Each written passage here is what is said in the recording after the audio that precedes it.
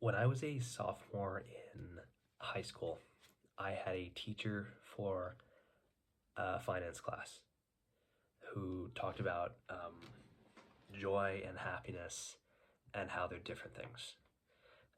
One is a feeling that is momentary, that's happiness, and the other is a state of being and like a state of catharsis. And I didn't really think about it much back then.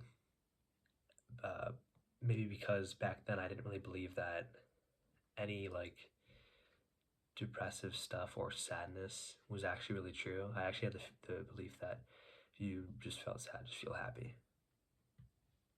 But now I know a little bit better. Now it's stuck in the back of my head that teacher. Shout out to that teacher.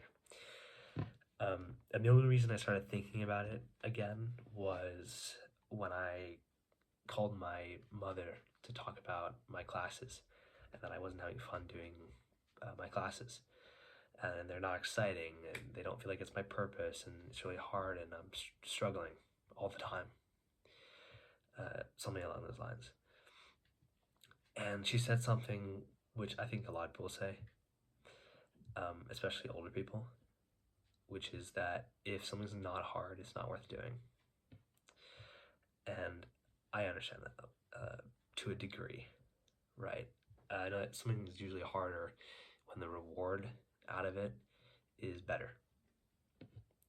And that's what kind of makes it worthwhile. But I also realize that I should be enjoying what I'm doing, regardless of whether it's hard. Otherwise, it's just not worth doing. Because if every step of something is exhausting and uninspiring and makes me feel inadequate and just terrible, what am I really getting out of it? Why am I doing something that I get maybe tiny bits of happiness from maybe a grade for an assignment? But the steps that are taken and involved are hard and tedious and uninspiring. It's like I'm chasing small sparks in the middle of like a fire that's already burned out. And it's so draining. And I don't think that's the same as pursuing joy. Happiness is like super fleeting. And I can have, little bursts of it here and there, but the joy is going to come from a feeling that when I feel when I'm aligned with what I care about. And right now that feels like it's missing. And it's made me start questioning why I'm doing certain things. Not just anything, and not just engineering, but anything that I keep pushing myself through because it's hard or worthwhile or the outcome is ideal.